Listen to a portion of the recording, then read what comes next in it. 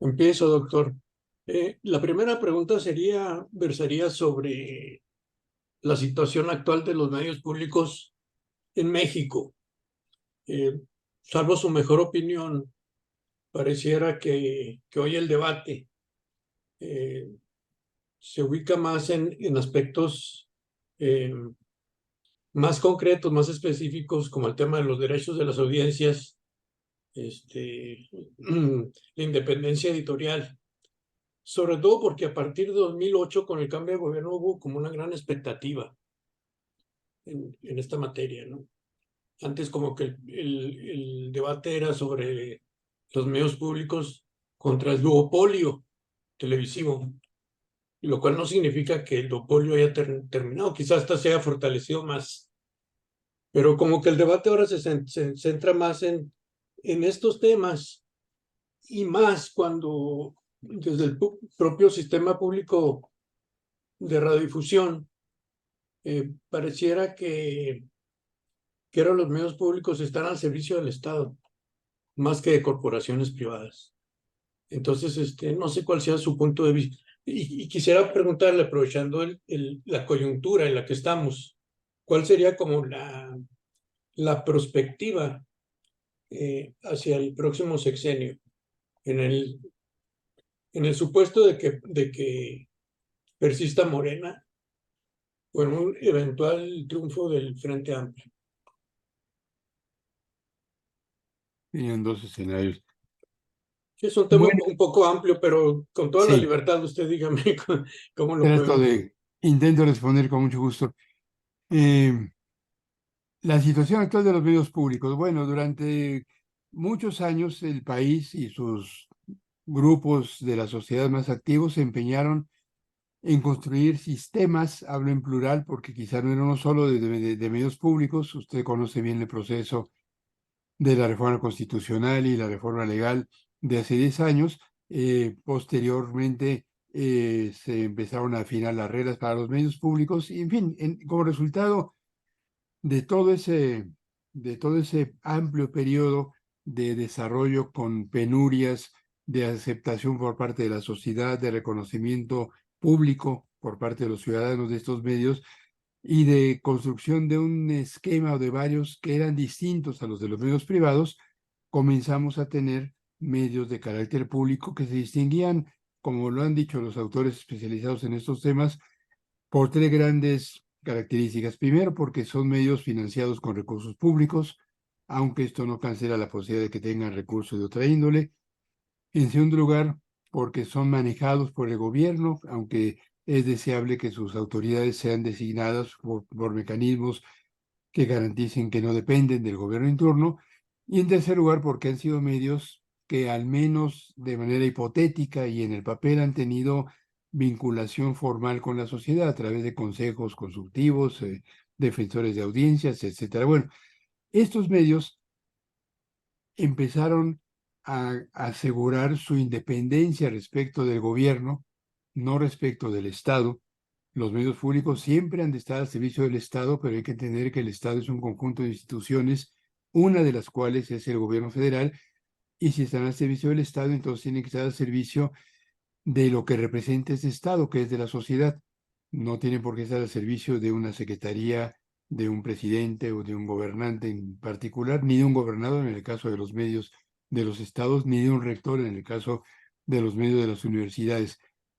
Estos medios comenzaron a ganar presencia pública en un contexto de fuertísima competencia y sobre todo de una transición que seguramente no han entendido los directivos de muchos de estos medios, ni siquiera de los medios de carácter comercial. Estamos en un proceso de cambio que está comenzando a relegar a los medios de transmisión abierta, lo que en inglés llaman el broadcasting, los medios de radiodifusión, y que comienza, insisto, comienza porque esto no es de un día para otro, a ser reemplazado por el consumo de medios en línea de carácter completamente digital. En medio de esta transición que en el mundo está desplazando a los medios convencionales y creando otra cosa, un ecosistema nuevo, llegó el nuevo gobierno al poder, a la presidencia de nuestro país, y experimentamos entonces en el campo de los medios públicos una serie de muy relevantes y preocupantes retrocesos. En vez de que estos medios siguieran su proceso para desgubernamentalizarse, comenzaron a ser cada vez más gobernistas y en vez de ser instrumentos del Estado y de la sociedad, han sido instrumentos de propaganda política. Hoy en día tenemos a los espacios principales de información y comentarios en el canal 11, en el canal 22, un poco menos en el 22, antes que nada en el canal 14 del sistema público de radiodifusión. Tenemos en esos medios y en esos espacios territorios de propaganda gubernamental. Hay muchos estudios al respecto. Hoy se publica, por cierto, en Animal Político, no sé si ya lo vio, un estudio muy interesante que apoyado en recurso de artículo 19, esta organización no gubernamental, estudia la comunicación del SPR y las conclusiones son las que usted ya se imagina. El SPR está al servicio del gobierno y de un gobernante y no de la sociedad. Bueno, eso es lo que ha pasado con los medios públicos en México. Tenemos otros medios, los medios de los estados, que son muy diversos, los medios de las universidades, pero los medios principales que se aglutinan en torno al, a lo que ha creado, al núcleo que ha creado el SPR, aquí incluyo Radio Educación, al IMER, a medios del gobierno federal que han sido, por decisión de sus directivos y por decisión del gobierno, concentrados en torno al sistema público de radiodifusión, pues este pequeño núcleo de medios públicos se ha dedicado a repetir la propaganda gubernamental. Esto ha significado que tengamos cada vez menos diversidad en estos medios, que tengamos un uso propagandístico, ya lo dije, de estos medios. Eso es lo que yo puedo decir acerca de la situación actual de estos medios en nuestro país. Su futuro inmediato, y aquí sigo la pregunta que usted me hizo favor de presentar, pues depende de la coyuntura política. En un momento más me voy a referir a los dos escenarios que usted menciona como posibles elementos de prospectiva. Usted dice, pareciera que ya no se discute más acerca de los medios públicos ni del duopolio. Yo no estoy seguro de que se discuta algo en el escenario del debate público relacionado con los medios. La gran discusión, si la hay, me parece a mí, es acerca de la concentración de recursos en el gobierno federal que incluye a los medios públicos y que se enfoca sobre todo en la conferencia mañanera del presidente. Si hay no debate, algún tema de interés en los medios de comunicación y en la atención académica, si es que existe todavía acerca de los medios, es acerca de la comunicación del gobierno, ese es otro tema, y yo no encuentro que el de los derechos de las audiencias sea un tema que interese en el debate público. Creo que no le interesa prácticamente a nadie, le interesa a unos cuantos investigadores, desde luego los integrantes de la asociación ¿cómo se llama?, de la AMDA, la Asociación de Derechos de las Audiencias, que está integrado por defensores de audiencias que algo tienen que ver con ese tema. La Asociación Mexicana de Derecho de la Información, pues ha dejado de interesarse en este y en muchos otros temas. Su agenda hoy es diferente, tiene una presencia en temas más ligados a las telecomunicaciones. De repente hay quien se ocupa de los derechos de las audiencias, pero comenzando por las audiencias, este es un tema que no le interesa prácticamente a nadie, igual que el asunto de la independencia editorial de los medios. ¿Cuál es la perspectiva y prospectiva de los medios públicos? Regreso al tema que le interesa a usted. Pues evidentemente depende de lo que ocurra en las elecciones del próximo mes de junio. Por lo general, primero respondo de carácter general, amplio, sea cual sea el gobierno, todos los gobiernos que hemos tenido, los gobiernos del PRI, los gobiernos del PAN, el gobierno de Morena, han hecho de los medios públicos instrumentos de propaganda de sus políticas y no instrumentos de la sociedad. No hubo cambios significativos en este terreno en el gobierno de Fox ni de Calderón, no lo hubo tampoco ni con Zedillo, ni con Salinas, ni con Peña Nieto, no lo ha habido con el presidente López Obrador. Por lo general, Y para eso es que hay reglas, para que los medios públicos no estén al servicio del gobierno. Estas reglas no se han cumplido del todo o son reglas insuficientes. Por lo general, sea cual sea la fuerza política que llega al poder, encuentra que puede apoyarse en los medios de carácter público y los hace entonces instrumentos de su comunicación. ¿Qué pasaría si gana Morena? Pues no pasaría nada en este terreno. Yo creo que asistiríamos a una profundización de, de el uso propagandístico. Es muy pronto para anticipar que ocurrirá en un eventual gobierno de la señora Claudia Sheinbaum, pero una de sus primeras decisiones que se han anunciado ha sido designar como vocero a este señor Fernández Noroña, que me parece que es uno de los personajes más lamentables, más política, ideológica y culturalmente atrasados del partido Morena. Basta revisar las declaraciones de Noroña, de Fernández Noroña, su perseverante conducta anticientífica. Él se negó a aceptar la realidad del COVID y a seguir las reglas que había para evitar la propagación del COVID. Se ha negado a usar cubrebocas en las sesiones de línea donde representaba a Morena. Hay pocos personajes de ese partido tan políticamente cerriles y culturalmente atrasados como este lamentable personaje. Bueno, si él es el vocero de Sheinbaum y si, como ocurrió con López Obrador, el vocero indica el rumbo que van a tener los medios públicos, pues yo creo que estamos ante una época, en caso de que Morena ganara las elecciones, de mucho más, no quiero decir oscuridad, digo oscurantismo en el manejo de los medios públicos, y me gustaría equivocarme. ¿Qué va a pasar si ganara la coalición que encabezará la senadora Xóchitl Gálvez? Pues ellos no han dicho ni una palabra acerca del manejo de medios. Quisiera yo pensar que serían receptivos a las exigencias de sectores de la sociedad que hoy apoyan al Frente Amplio y que han dicho que los medios públicos deben ser de la sociedad y no del gobierno.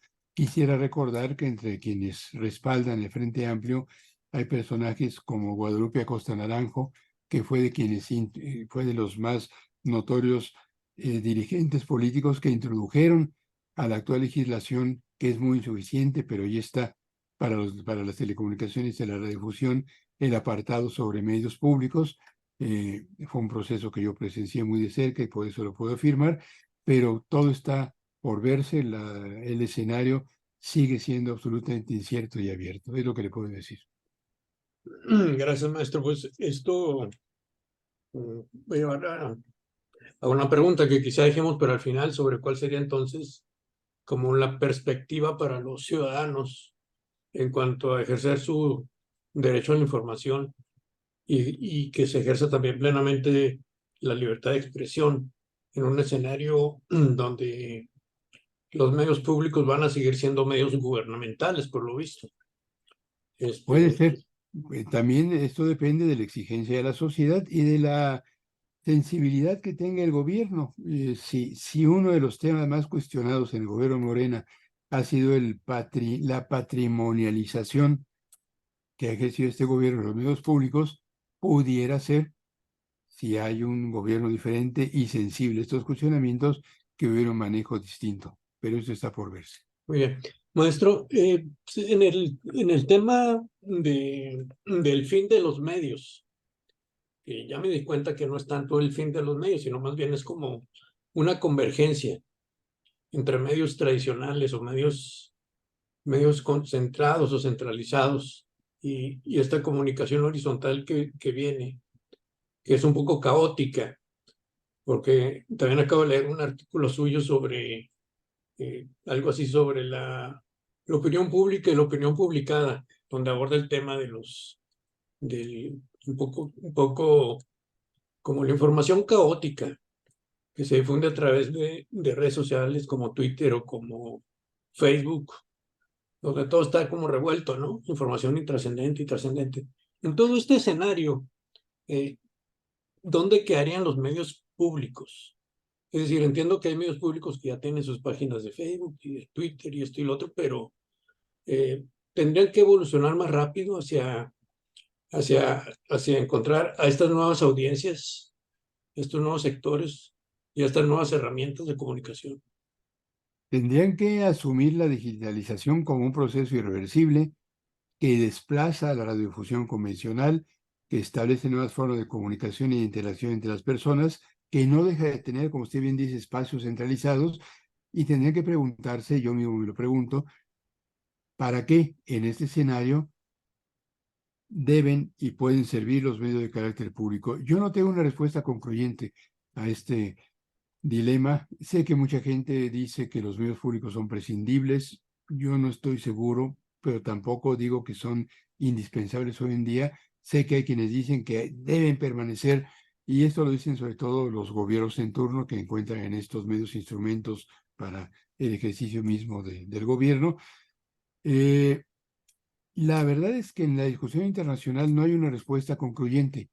Los medios públicos más avanzados, en sociedades donde hay más reflexión sobre estos temas y en donde los medios públicos han tenido y mantenido más arraigo en la sociedad, me refiero a Europa occidental sobre todo, están en un proceso de reajustes cuyo horizonte no se ve muy claro, pero han hecho por lo menos dos o tres cosas. Número uno, han transitado de la radiodifusión al entorno, al streaming o al entorno digital, usted me entiende. Esto no significa que dejen de usar frecuencia de redifusión, pero lo van a dejar de hacer. En algunos sitios ya hay medios públicos en Europa que están comenzando a dejar de transmitir por radio y televisión abierta y están concentrándose en la difusión de contenidos a través de las plataformas en línea. Número dos, han hecho de las plataformas en línea lugares de acopio de sus contenidos para que ahí queden guardados y para que la gente los consuma cuando quiera, ante el reconocimiento de que hoy las audiencias no están sintonizadas con horarios y calendarios fijos de los medios, sino que consumen a su antojo, cuando quieren, descargando o conectándose por streaming, insisto, a estos contenidos. Número tres, han procurado diseñar contenidos de calidad que contrasten con los contenidos de los medios comerciales. Y aquí es donde me parece que está la mayor desventaja para los medios de carácter público. Durante muchos años, los medios públicos fueron un recurso para buscar producciones menos comerciales, menos dependientes de los criterios mercantiles, de más calidad. Las producciones dramáticas eh, de la BBC de Londres, de la TV pública estadounidense, del Canal 22 en México, se singularizaron dramáticas y de otra índole, documentales, en fin, por su enorme calidad, por estar muy bien hechas, por hacer guiones que no tuvieran concesiones a las exigencias de la comercialización. Bueno, ahora contenidos como esos los podemos encontrar en las páginas y plataformas de National Geographic, de Apple TV, a veces de Netflix.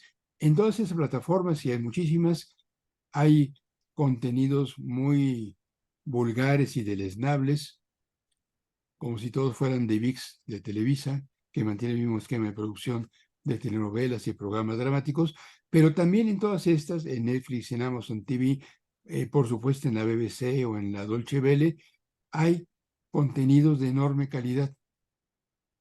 Es decir, eh, nunca los medios públicos tuvieron el patrimonio de la calidad, me refiero sobre todo a la televisión, pero también a la radio, pero había mucho más abundancia de buenos contenidos que de contenidos de mala calidad. Ahora hay buenos contenidos porque son contenidos que se producen para audiencias muy variadas y a veces se trata de contenidos que le interesan a un nicho muy pequeño y aún así, como hay muchos nichos como esos en todo el mundo, son negocio para esas plataformas, hay de esos contenidos en Netflix, en Amazon Prime, en este tipo de plataformas.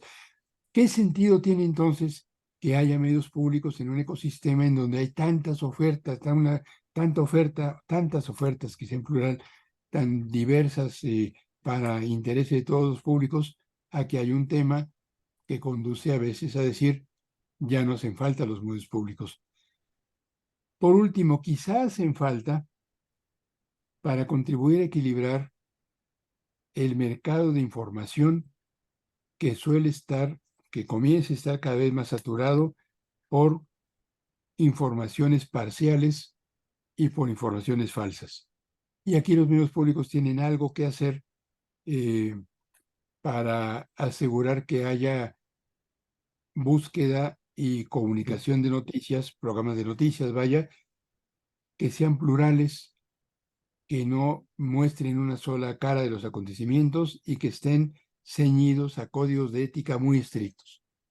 Esto en México no lo hacen los medios públicos, esto en la Gran Bretaña procura hacerlo la BBC, y aquí hay una vía de lo que podrían ser, de una tarea que podrían tener los medios públicos. Y por último, dentro de este apartado, los medios públicos no tienen la tarea de definir cuáles noticias son falsas y cuáles no, pero pueden contribuir a esclarecer las informaciones falsas que circulan. La BBC y otros medios en el mundo con frecuencia aclaran esta información que está circulando, ha tenido mucha notoriedad y no es cierta por A, B, C motivos. Este es un servicio a la sociedad que los medios públicos están obligados a hacer. En México ocurre lamentablemente lo contrario.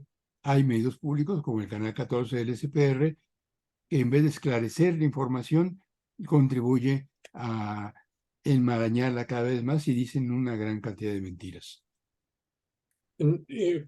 Si no entiendo mal, una posible contribución de los medios públicos sería aportar a la alfabetización mediática y a la verificación de datos, así como lo hace el portal al político, verificando, ¿no?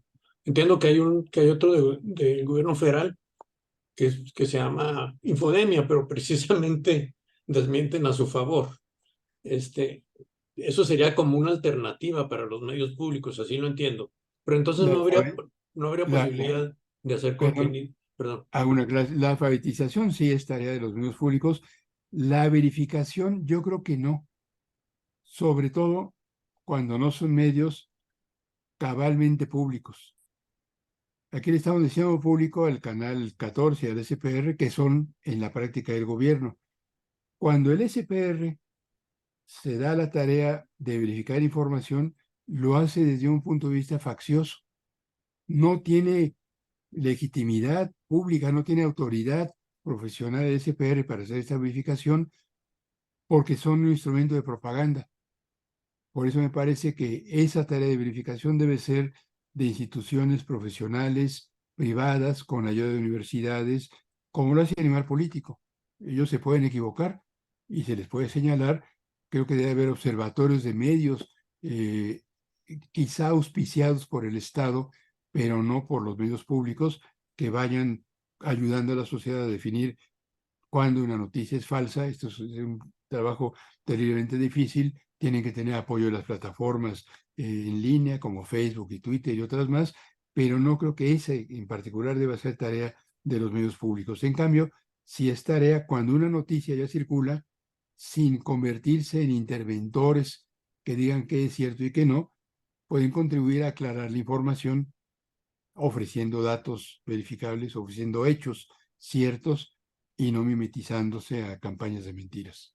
Sí, la pregunta sobre utilizar plataformas por los medios públicos me surgió porque por ahí vi una tesis sobre la factibilidad de usar las teleseries, las telenovelas, eh, obviamente con contenidos distintos a través de medios públicos. Creo que por ahí ponían un ejemplo de Canal 11 en su momento. No sé si esto sea más que factible, si sea conveniente ¿De utilizar para qué? para difundir, ya sea para crear contenidos propios Bueno, pues sí, los medios o, públicos o, tienen la o- tarea de o- hacer contenidos dramáticos. La idea de usar telenovelas para educar en temas específicos, en México la desarrolló sobre todo la televisión privada. Televisa tuvo varios proyectos para apoyar en las campañas del gobierno del presidente Echeverría en contra del aumento de la natalidad. Entonces promovían campañas para que la gente tuviera menos hijos. Y hay quienes dicen, esto lo afirmó mucho Miguel Sabido, que estaba en Televisa a cargo de estos proyectos entre culturales y sociales. Ellos aseguran que el control de la natalidad se logró en buena medida gracias a telenovelas de Televisa. Nunca he estado del todo de acuerdo con esta afirmación, pero es una experiencia que ellos difundieron en todo el mundo y de la cual Miguel Sabido se ufanó durante muchas décadas. Pero digamos, es una experiencia de uso de contenidos dramáticos para promover campañas específicas. Desde luego la televisión pública podría hacer esto, no sé con qué propósitos, qué sé yo, para difundir los cuidados ante el COVID, sería interesante. No sé si la gente acepte una telenovela hoy con recomendaciones tan paternalistas, pero podría ser un experimento interesante. Maestro, pues usted más que nadie sabe la polémica tan actual sobre la inteligencia artificial, ¿no? Estamos como en un escenario de apocalípticos e integrados, pero, pero en circunstancias actuales, como que el sentido común nos lleva a decir que la inteligencia artificial, pues es como todo, que es una herramienta que hay que saberla utilizar y hay que aprender de ella. Desde el punto de vista de los medios públicos en particular, ¿sería susceptible utilizar la inteligencia artificial? O hasta la pregunta aquí resulta un poco, poco lógica.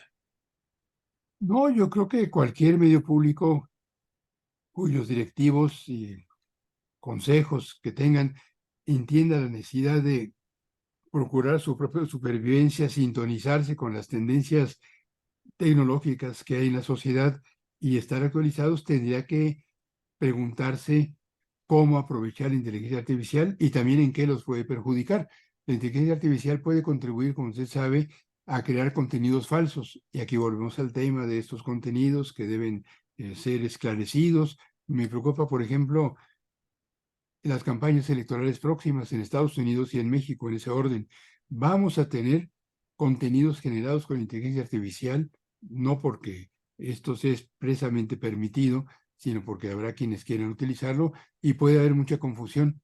Los medios profesionales, entre ellos los medios públicos, tendrán mucho que hacer aclarando cuando un contenido es falso o no, o cuando la inteligencia artificial es utilizada para difundir en buena lid, digamos, el programa de un candidato o cuando es creada para engañar y confundir. Pero más allá de eso, la inteligencia artificial, sobre todo esta que nos inquieta ahora mucho porque podemos conversar con ella, la de carácter generativo, que se llama así porque crea contenidos, puede ser empleada para facilitar el trabajo en todos los medios de comunicación, para hacer guiones, para hacer textos periodísticos, para hacer spots, en fin. Yo creo que en los medios públicos tendría que haber proyectos para aprender a utilizar estos recursos sin que eso implique desplazar personal, sino aligerarles el trabajo, sin que eso implique estandarizar a los contenidos. Yo me temo que no se está pensando en eso en nuestros medios públicos, pero es un asunto tan a la orden del día que en Hollywood hay una huelga de los escritores que hacen las series de televisión y las películas más conocidas en el mundo, eh, que están en contra de ser reemplazados con programas de inteligencia artificial. No, no hay una reflexión que yo conozca hasta ahora específica sobre cómo los medios públicos pueden beneficiarse o no de la inteligencia artificial. Es un tema que da para una buena discusión y para comenzar a trabajar en este sentido. Bueno, maestro, nos quedan pocos minutos. Quisiera preguntarle, y si no, pues pedirle volver a grabar, no sé, esta parte.